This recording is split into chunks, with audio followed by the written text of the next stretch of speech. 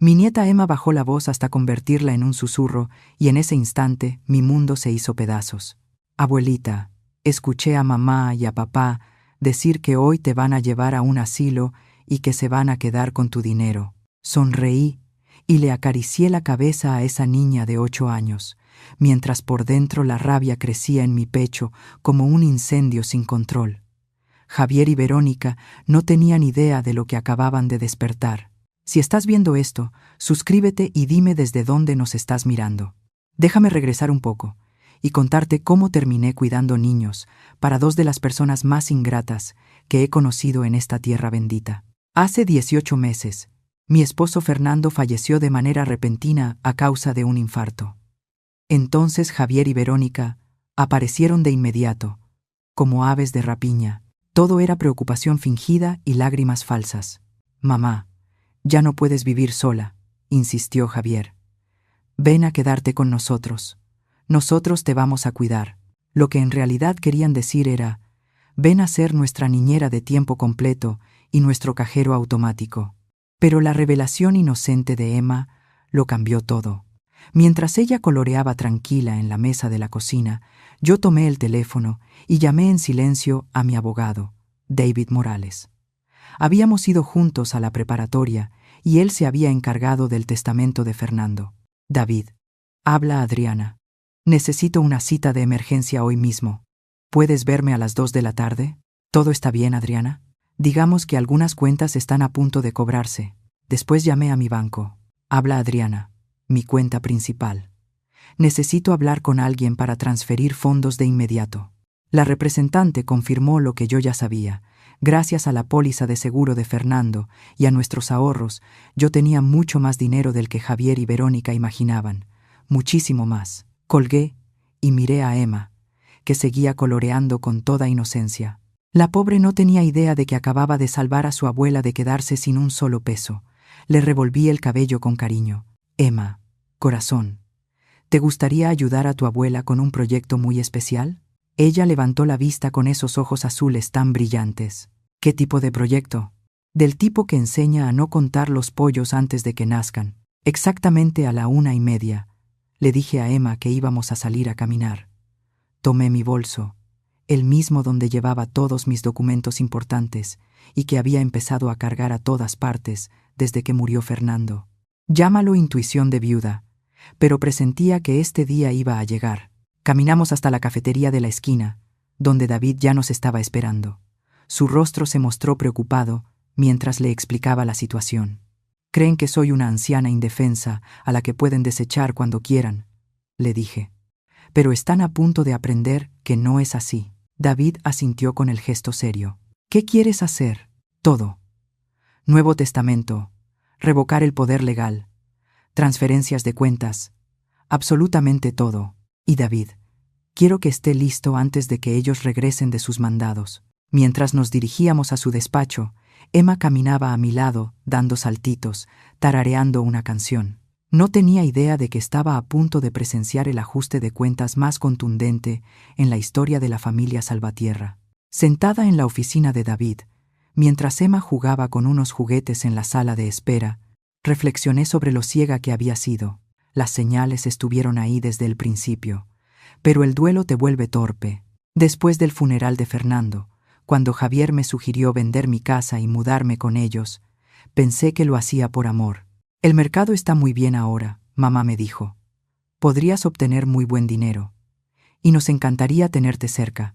Lo que Javier no dijo fue que mi cheque de pensión ayudaría a pagar su hipoteca y que el cuidado gratis de Emma les ahorraría 800 pesos al mes. Vendí mi hermosa casa de 3 recámaras, la que Fernando y yo habíamos compartido durante 32 años, y les entregué el dinero para ayudarles a pagar sus deudas. 600,000 pesos desaparecieron así, sin más. Debí haberlo visto entonces, le dije a David mientras preparaba los documentos. La forma en que a Verónica se le iluminaron los ojos cuando escuchó el precio de la venta. La repentina amabilidad, después de años de apenas tolerarme. Los últimos 18 meses habían sido una verdadera clase magistral de manipulación. Cada vez que mencionaba la idea de rentar mi propio departamento, Javier me hacía sentir culpable. Mamá, Emma te necesita. Eres tan buena con ella. Además, a tu edad, ¿no preferirías estar con la familia? ¿A mi edad? Tenía 67 años, no 97. Podía manejar, cocinar, pensar y, al parecer, planear una revancha mejor de lo que ellos podían planear su patético esquema. Verónica había sido más sutil, pero igual de calculadora. Ay, Adriana, tu experiencia con los niños es invaluable. A Emma le va tan bien en la escuela. Definitivamente es porque la ayudas con la tarea. Traducción. Sigue trabajando gratis mientras nosotros salimos 3 noches por semana. Lo peor fue cómo me aislaron de mis amigas. ¿Estás tan ocupada con Emma? Pensamos que ya no querrías ir al club de lectura. Las señoras de la iglesia llamaron, pero les dijimos que no te sentías con ánimo de recibir visitas. Poco a poco, de manera sistemática, me fueron cortando de mi red de apoyo. Pero cometieron un error crucial. Me subestimaron. David deslizó los papeles sobre su escritorio. Esto revoca el poder legal que les diste y me designa a mí como tu apoderado. Esto transfiere tus cuentas a un banco nuevo del que ellos no saben nada. Y esto, sonrió, es tu nuevo testamento. Firmé con un trazo firme. ¿Y el dinero de la casa que les di? Ahí es donde se pone interesante. Como no hay un contrato formal de préstamo, podemos argumentar que fue un regalo condicionado a que vivieras ahí de manera permanente. Si rompen ese acuerdo, tienen que devolverlo. Cada peso, más intereses. Miré mi reloj. 2:45. Estarían de vuelta a las 4, esperando encontrar a su madre obediente, lista para ser enviada al asilo residencia Los Encinos. En cambio, encontrarían a una mujer que acababa de recuperar su poder. Emma irrumpió por la puerta del despacho. «Abuelita, ¿ya terminamos con las cosas aburridas de adultos?» «Casi, corazón. Solo una parada más». Nuestra última parada fue el Banco Nacional, donde había sido clienta durante 40 años. Emma se sentó en el área infantil con una paleta mientras yo me reunía con Janet, la gerente de la sucursal. «Señora Salvatierra, debo decirle que esto es muy poco común. ¿Quiere transferir todo hoy?» «¿Todo?» «Todo. Cuenta de cheques, ahorros, certificados de depósito, absolutamente todo, a la nueva cuenta en el Banco Comercio, al otro lado de la ciudad». Los dedos de Janet volaron sobre el teclado. Es una cantidad bastante considerable. ¿Está segura de esto? Pensé en el rostro de Javier esa mañana, en cómo evitó mirarme a los ojos cuando dijo que iban a hacer unos mandados, en cómo Verónica me abrazó más fuerte de lo normal, como si se estuviera despidiendo, en cómo me pidieron que me quedara con Emma en lugar de acompañarlos, rompiendo su rutina habitual. Nunca había estado tan segura de nada en mi vida. La transferencia tomó 1 hora, 637.412 pesos. El seguro de vida de Fernando, nuestros ahorros para el retiro, el dinero de la casa y cada peso que había guardado durante 4 décadas de vida cuidadosa, dinero que ellos daban por hecho que sería suyo una vez que me declararan incompetente y tomaran el control. «Señora Salvatierra», dijo Janet con cuidado, «si no le molesta que le pregunte, ¿por qué tanta urgencia?» Sonreí con dulzura. Digamos que algunas personas están a punto de aprender que no se cuentan los pollos antes de que nazcan. A las 3:30, Emma y yo ya estábamos de vuelta en casa. La mandé a su cuarto a jugar y me puse a trabajar en la cocina, preparando su cena favorita: carne al horno con puré de papa. Si esa iba a ser mi última cena en esa casa, quería que fuera memorable. Mientras pelaba las papas, pensaba en la conversación que seguramente habían tenido esa mañana. La cita en residencia Los Encinos es a las 5 de la tarde, habría dicho Javier. Se lo diremos después de cenar. Para mañana ya estará instalada en su nuevo hogar y podremos empezar con los trámites del poder legal. Seguramente ya habían planeado cómo gastar mi dinero. Verónica llevaba meses mirando una camioneta nueva. Javier había mencionado que quería remodelar la cocina. Incluso habían hablado de un viaje a Europa, algo que por fin podrían pagar. A las 3:45 escuché su coche entrar en la cochera. Alicé mi delantal y revisé mi reflejo en la ventana de la cocina. Parecía una abuela inofensiva preparando la cena para su amorosa familia. Perfecto. La puerta principal se abrió y escuché sus voces, inusualmente alegres y altas. Estaban exagerando, probablemente por la culpa de lo que pensaban hacer. «Mamá, ya llegamos», gritó Javier. «Huele delicioso». «Solo estoy preparando tu platillo favorito», respondí. «Emma está en su cuarto. ¿Cómo les fue en sus mandados?» Hubo una pausa. «Bien», contestó Verónica. «Ya sabes, dando vueltas por la ciudad». Sonreí para mis adentros. En aproximadamente 1 hora, descubrirían que mientras ellos andaban por la ciudad planeando mi caída, yo había estado varios pasos adelante. La cena fue una obra maestra de teatro pasivo-agresivo. Serví los platos con especial cuidado, pregunté por su día con interés genuino y felicité a Verónica por su nuevo corte de cabello. Se removían incómodos, como niños atrapados robando galletas, cruzando miradas nerviosas cuando creían que no los veía. «Este asado está increíble», mamá, dijo Javier, aunque noté que casi no comía. «De verdad te luciste». «Bueno, quería que esta noche fuera especial», sonreí con calidez. Nunca se sabe cuándo las cosas pueden cambiar. Verónica casi se atraganta con el puré. ¿Cambiar? ¿A qué te refieres? Oh, a la vida en general, querida. Nada permanece igual para siempre, ¿verdad? Lograron terminar la cena, aunque la tensión se podía cortar con un cuchillo. Emma, bendita sea, hablaba sin parar de la escuela, completamente ajena a la corriente subterránea que recorría la mesa. A las 7 en punto, Javier se aclaró la garganta. «Mamá, ¿podemos hablar contigo en la sala?» «Emma, ve a jugar un ratito a tu cuarto». «Aquí viene», pensé. El momento que habían estado preparando todo el día, nos sentamos en la sala, ellos en el sofá, yo en mi sillón favorito junto a la ventana. Javier jugueteaba con las manos. Verónica miraba fijamente la mesa de centro. Finalmente, Javier habló. «Mamá, Verónica y yo hemos estado hablando y creemos que quizá ya es momento de que consideres otros arreglos para vivir». Incliné la cabeza, con expresión de inocente confusión. «¿Otros arreglos? ¿Cómo rentar mi propio departamento?» «No exactamente», intervino Verónica, con una dulzura forzada. «Pensábamos más bien en una residencia asistida, un lugar con personas de tu edad, actividades, personal médico disponible. ¿Te refieres a un asilo?» «No es un asilo», dijo Javier rápidamente. «Es una comunidad muy bonita, la visitamos hoy. Residencia Los Encinos. Tienen excelentes programas y ya hicieron los arreglos, ¿verdad?» Otra mirada nerviosa entre ellos. «Solo queríamos explorar opciones», murmuró Javier. Me recargué en el sillón y dejé que el silencio se alargara. Esperaban lágrimas, protestas, quizás súplicas. En lugar de eso, sonreí. «Qué coincidencia tan interesante. ¿A qué te refieres?»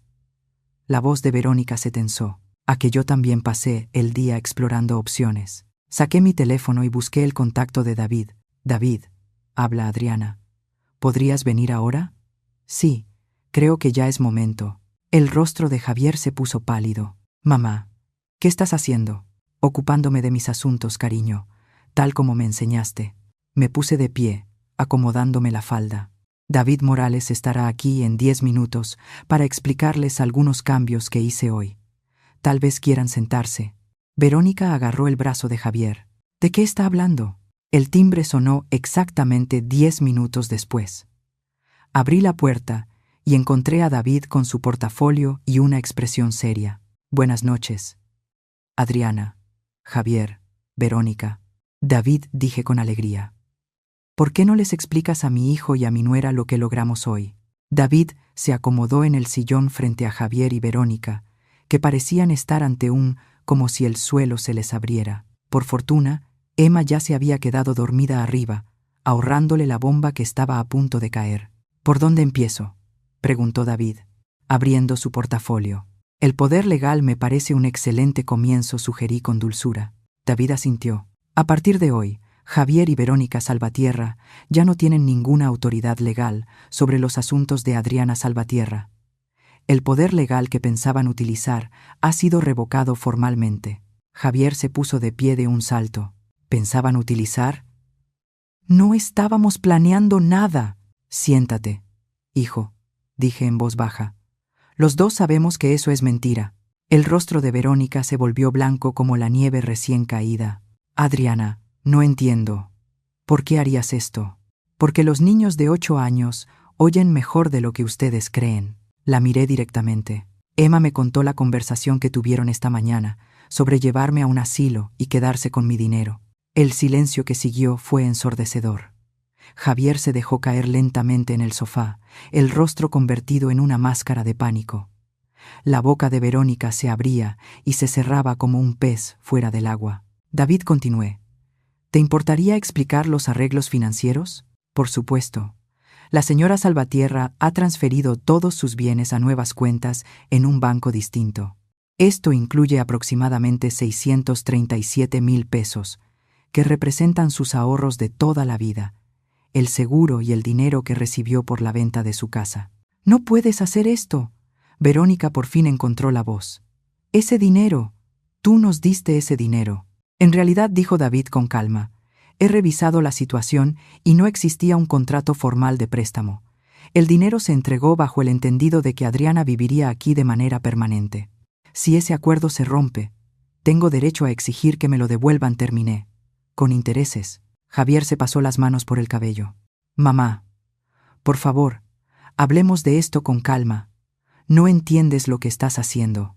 Oh, claro que lo entiendo. Me puse de pie, sintiéndome más fuerte de lo que me había sentido en meses.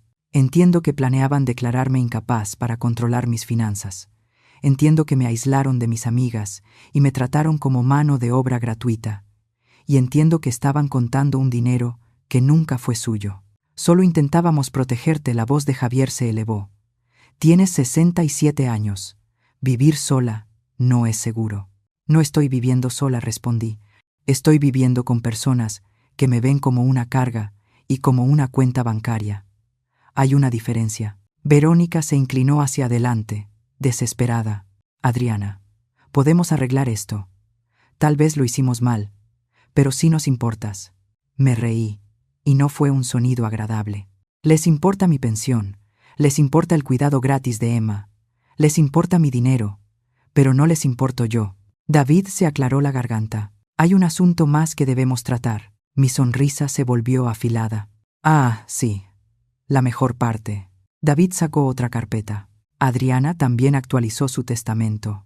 La versión anterior dejaba todo a Javier, con disposiciones para la educación de Emma.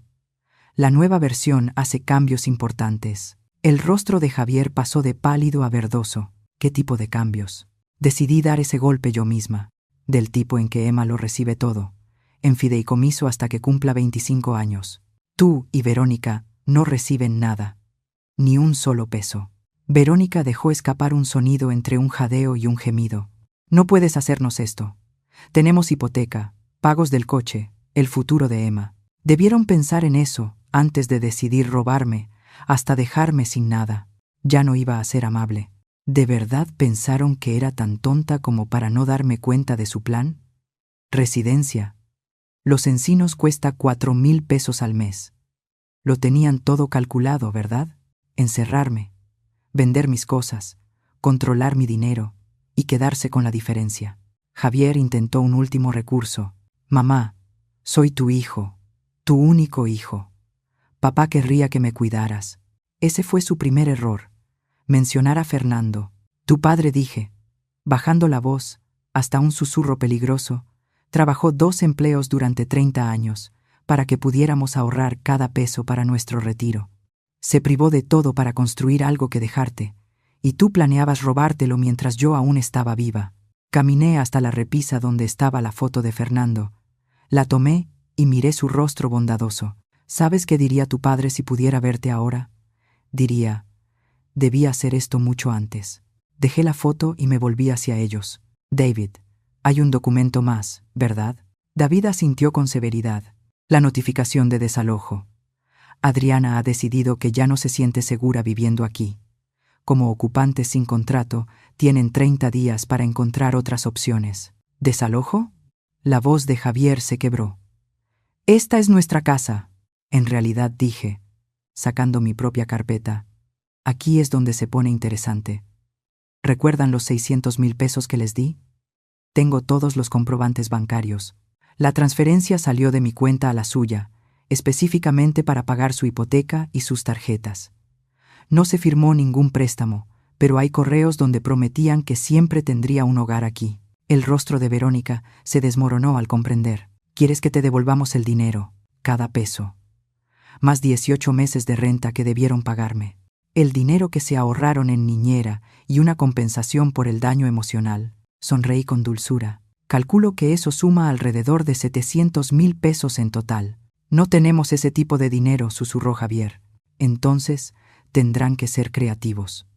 Vendan la casa, liquiden sus ahorros para el retiro, consigan segundos trabajos, lo que sea necesario. Me encogí de hombros. O declárense en bancarrota. De cualquier forma, ya no será a costa mía. David se puso de pie y cerró su portafolio. Los dejo para que procesen esta información. Adriana, tu nuevo departamento está listo cuando quieras mudarte. Mientras se dirigía a la puerta, Verónica gritó con desesperación. ¿Y Emma? No puedes abandonar a tu nieta. Me detuve al pie de las escaleras, con la mano en el barandal. No estoy abandonando a Emma. Le estoy enseñando una lección muy valiosa sobre lo que ocurre cuando intentas engañar a las personas que dicen amarte. Algún día lo entenderá. Subí las escaleras para empacar mis cosas, dejando a Javier y Verónica contemplando las ruinas humeantes de su plan perfecto. Mañana comenzaría mi nueva vida. Esa noche dormiría mejor de lo que había dormido en meses. Detrás de mí, escuché a Verónica empezar a llorar. 3 semanas después, estaba tomando café en mi hermoso departamento nuevo, con vista a un parque junto al río, observando a la gente correr y pasear a sus perros bajo el sol de la mañana. El departamento amueblado de 2 recámaras me costaba 1,800 pesos al mes, una fracción de lo que había estado aportando a los gastos de la casa de Javier y Verónica. Sonó mi teléfono. El nombre de Javier apareció en la pantalla por 14ª vez esa semana. Dejé que se fuera a buzón de voz, igual que las otras 13 llamadas. Cuando dejó de sonar, reproduje su mensaje más reciente. Mamá, por favor, devuélveme la llamada. Tenemos que hablar. Esto ya se salió de control. Emma pregunta dónde estás y Verónica está teniendo ataques de pánico. Podemos arreglar esto si tan solo eres razonable. ¿Razonable? Eso venía de alguien que había planeado internarme contra mi voluntad. Borré el mensaje y llamé a David. ¿Cómo va nuestra demanda? Lento. Contrataron a Martín Becerra, de Burke y Asociados. Es bastante bueno, dijo David con cautela. Está argumentando que el dinero que les diste fue un regalo, no un préstamo, y que no puedes exigir que te lo devuelvan retroactivamente. ¿Y tú qué le dijiste? Que tenemos 18 meses de pruebas documentadas que demuestran que te trataron como inquilina, no como familia. Estados de cuenta, correos electrónicos, incluso recibos del súper donde tú pagabas los gastos del hogar. El patrón de abuso financiero es claro. Sonreí, recargándome en mi sillón cómodo. ¿Algo más? Burke presentó una moción alegando que no estás mentalmente capacitada para tomar estas decisiones financieras. Quieren una evaluación psicológica. La sonrisa se me borró del rostro. Siguen intentando declararme incapaz. Es un último intento desesperado, dijo David. Saben que están perdiendo y están lanzando todo a ver qué funciona. Hizo una pausa. Adriana, hay algo más. Han estado preguntando por la póliza de seguro de Fernando, específicamente si tú conocías a todos los beneficiarios. Un escalofrío me recorrió la espalda. ¿A qué te refieres con todos los beneficiarios? Aún no estoy seguro. Burke insinuó que podría haber irregularidades en cómo se distribuyó ese dinero. Lo estoy investigando. Colgué y me quedé mirando el parque, con una inquietud asentándose en mi estómago como una piedra fría. Fernando siempre había manejado los seguros y las inversiones. Yo había confiado plenamente en él, firmando lo que me ponía enfrente sin leer con cuidado. ¿Y si Javier sabía algo que yo no? Esa tarde conduje hasta la escuela de Emma. Esperé del otro lado de la calle, dentro del coche, hasta verla caminar hacia el patio después de la salida. Se veía más pequeña de lo que recordaba, y más triste. Bajé y la llamé por su nombre. Su rostro se iluminó como mañana de Navidad y corrió hacia mí, casi tirándome con su abrazo. Abuelita, te extrañé muchísimo. ¿Por qué te fuiste? El corazón se me rompió un poco. Tenía que hacerlo, cariño.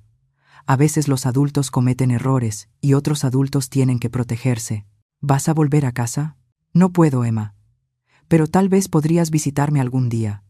Mi nuevo departamento tiene alberca. Sus ojos se abrieron de par en par. ¿De verdad? De verdad. Pregúntales a tus papás si puedes venir este fin de semana. La abracé fuerte. Te quiero mucho, mi niña. Nunca lo olvides. Mientras me alejaba en el coche, vi el auto de Verónica entrando al estacionamiento de la escuela. Debió haberme visto con Emma, porque mi teléfono empezó a sonar de inmediato. No contesté. La evaluación psicológica quedó programada para el viernes por la mañana, en el consultorio de la doctora Patricia Colmenares. Llegué temprano, vestida con mi mejor traje azul marino y aretes de perla. La imagen de una adulta mayor competente y bien arreglada. La doctora Patricia Colmenares era más joven de lo que esperaba, quizá de 45 años, con ojos amables detrás de lentes de armazón delgado. Señora Salvatierra, quiero que sepa que esta evaluación fue solicitada por el abogado de su hijo, pero yo trabajo de manera independiente. Estoy aquí para evaluar su estado mental, no para tomar partido. Lo agradezco, doctora. Durante 2 horas me sometió a pruebas cognitivas, ejercicios de memoria y preguntas sobre mis decisiones recientes. Respondí todo con honestidad, explicando mis razones para cada movimiento financiero. Tiene recuerdos muy claros de los hechos y habilidades analíticas sólidas, observó. ¿Puede hablarme de su relación con su hijo y su nuera? Elegí mis palabras con cuidado. Están pasando por dificultades económicas y creo que me vieron como una solución a sus problemas, no como una persona con necesidades y derechos propios. ¿Cree que sus acciones recientes podrían parecer extremas para algunas personas? La miré directamente a los ojos. Doctora Colmenares, si alguien estuviera planeando robarle todos sus ahorros y encerrarla contra su voluntad, ¿qué consideraría usted una respuesta adecuada? Tomó nota. Punto entendido. Esa noche, David llamó con una actualización. La evaluación salió muy bien. Ella no recomienda ninguna tutela. Pero, Adriana, tenemos un problema. Sentí que el estómago se me caía. Dímelo. Fernando tenía una segunda póliza de seguro de vida, una grande, 2 millones de pesos, contratada 5 años antes de morir. Y tú no eras la única beneficiaria. La habitación pareció inclinarse. ¿Quién más? Alguien llamada Lidia Morán. ¿Te suena de algo? El nombre me golpeó como un puñetazo físico. Lidia Morán, la secretaria de Fernando en la firma de ingeniería donde él había trabajado durante 15 años. La rubia atractiva, que siempre había sido un poco demasiado amable en los convivios de la empresa. Ella recibió la mitad del dinero. Adriana, 1 millón de pesos. La aseguradora emitió 2 cheques. Continuó David. Uno para ti por 1 millón de pesos y otro para ella por 1 millón de pesos. Me dejé caer en la silla, con la mente dando vueltas. Pero yo solo recibí 500,000 pesos del seguro de vida de Fernando. Eso es precisamente lo que tiene interesado a Burke. Si Fernando le dejó a Lidia 1 millón y a ti te correspondía 1 millón, ¿dónde están los otros 500,000 pesos? Las piezas encajaron con una claridad espantosa. Javier había manejado todo el papeleo del seguro de Fernando después del funeral. Me había dicho que la póliza valía solo 500,000 pesos después de impuestos y comisiones. Yo estaba tan devastada por el duelo que le creí. Mi hijo me robó 500,000 pesos. Eso parece. Y si ha estado ocultando esa información mientras intentaba que te declararan incapaz, demuestra un patrón de manipulación financiera que viene de años atrás. Cerré los ojos, sintiendo el peso de múltiples traiciones. Mi esposo me había engañado emocional y financieramente. Mi hijo me había robado mucho antes de intentar internarme. Los 2 hombres en quienes más había confiado en mi vida me habían traicionado. Pero en lugar de desesperación, sentí otra cosa creciendo en mi pecho. Una furia pura, cristalina. David, dije en voz baja, quiero que enfrente la verdad. Pasé el fin de semana planeando mi siguiente movimiento. Si Javier pensaba que podía manipularme con información oculta sobre los asuntos de Fernando, estaba a punto de aprender que ese juego se juega de a 2. El lunes por la mañana llamé a Lidia Morán. Según Internet, ahora era Lidia Morán. Vivía en un fraccionamiento en Querétaro con su esposo ortodoncista y sus 2 hijas adolescentes. El teléfono sonó 4 veces antes de que una mujer contestara. «Hola, Lidia. Habla Adriana Salvatierra, la esposa de Fernando». El silencio se prolongó tanto que pensé que había colgado. Dios mío. Adriana. Yo no esperaba. «¿Cómo conseguiste este número?» «Soy muy ingeniosa cuando lo necesito», respondí, manteniendo la voz amable, casi casual. «Creo que tenemos que hablar de la póliza de seguro de Fernando». «No sé de qué hablas». «Lidia, sé de la póliza de 2 millones de pesos. Sé que recibiste la mitad. Lo que me interesa saber es qué sabes tú sobre mi parte». Otro silencio largo. «Tu hijo me dijo que tú ya habías recibido tu parte». «¿Mi hijo te dijo eso? ¿Cuándo hablaste exactamente con mi hijo?» «Él me llamó después de que Fernando murió para informarme sobre el funeral y hablar de la situación del seguro». Sentí que el pulso se me aceleraba. «¿Y qué te dijo sobre el seguro?» «Dijo que tú estabas muy afectada por el duelo y que él estaba manejando tus finanzas temporalmente. Dijo que la aseguradora había cometido un error y enviado 2 cheques cuando solo debía haber uno, y que yo cobrara el mío sin preocuparme». La audacia me dejó sin aliento. Javier no solo me había robado, también había convencido a la amante de Fernando de encubrirlo. «Lidia, el cheque que recibiste debía dividirse entre nosotras. Fernando nos dejó 500,000 pesos a cada una, no 1,000,000 a cada una. Eso no es lo que Javier me dijo. Me mostró documentos. Documentos falsificados, supongo». Dejé que eso se asentara. «Lidia, creo que a las 2 nos manipuló mi hijo. La pregunta es, ¿qué vamos a hacer al respecto?» El martes por la mañana estaba esperando afuera de la oficina de Javier cuando llegó a trabajar. Su rostro se puso blanco al verme sentada en el sillón del lobby. «Mamá, ¿qué haces aquí?» «Hola, Javier. Qué mañana tan bonita, ¿no?» Me levanté, acomodándome la falda. «Pensé que podríamos comer juntos. Hay mucho de qué ponernos al día». Miró alrededor con nerviosismo, consciente de que sus compañeros lo observaban. «Estoy muy ocupado hoy». «Oh», insisto. «De hecho, ya hice una reservación en Giovanni's. Te acuerdas de Giovanni, ¿verdad? ¿Dónde me llevaste a celebrar tu ascenso el año pasado?» Apretó la mandíbula, pero asintió. «Está bien, pero no puedo quedarme mucho tiempo». Giovanni's estaba lleno por la hora de la comida, lo que nos daba la cobertura perfecta para lo que estaba a punto de hacer. Pedimos, hablamos un poco de Emma y esperé a que bajara la guardia. Entonces sonreí dulcemente y dije: «Ayer tuve la conversación más interesante con Lidia Morán». El tenedor de Javier chocó contra el plato. Su rostro pasó por varios colores antes de quedar de un gris ceniza. A nuestro alrededor, el restaurante seguía con su murmullo normal, mientras mi hijo contemplaba las ruinas de sus mentiras cuidadosamente construidas. «No sé qué te dijo Lidia», logró decir al final. «Me dijo que la convenciste de que la aseguradora había cometido un error, que ella merecía quedarse con el 1,000,000 completo en lugar de los 500,000 pesos que Fernando realmente le dejó». Di un sorbo a mi té helado, saboreando el momento. Imagínate mi sorpresa cuando descubrí que me robaste 500,000 pesos para encubrir la aventura de tu padre. «Yo te estaba protegiendo». La voz de Javier se elevó y luego bajó cuando otros comensales nos miraron. «Estabas destrozada después de que papá murió. Enterarte de Lidia te habría destruido por completo. Así que decidiste lucrar con mi ignorancia». «No fue así.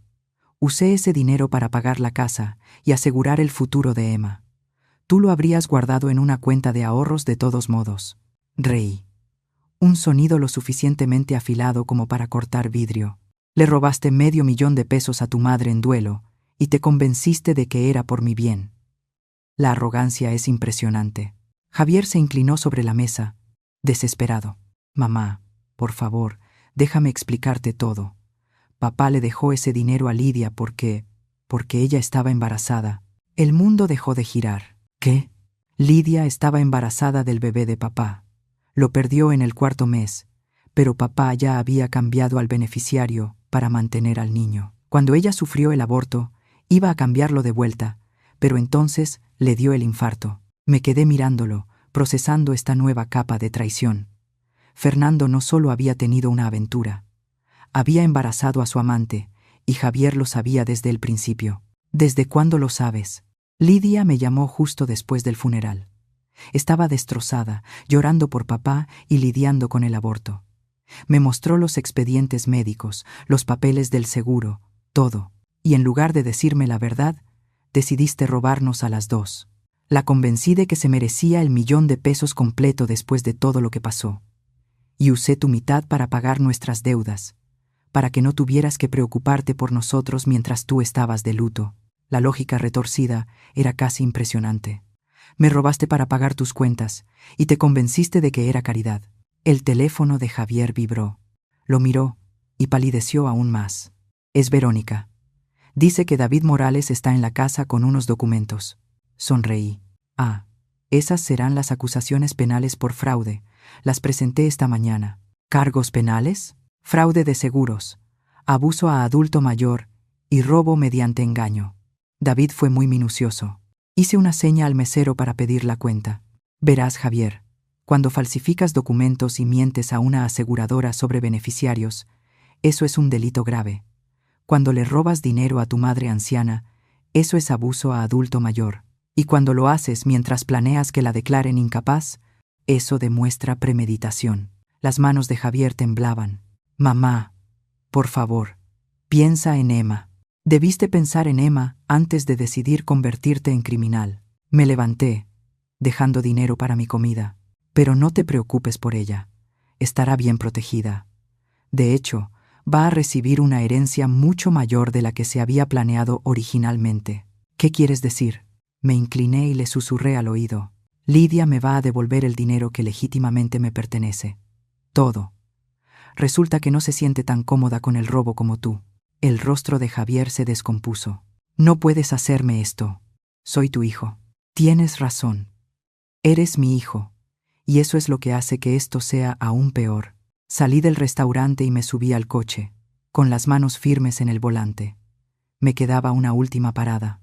A la mañana siguiente, estaba sentada en mi departamento viendo las noticias sobre el arresto de Javier, agente de seguros local acusado de abuso a adulto mayor y fraude, informó el noticiero. Javier Salvatierra presuntamente robó más de $500.000 del seguro de su madre mientras planeaba que la declararan mentalmente incapaz.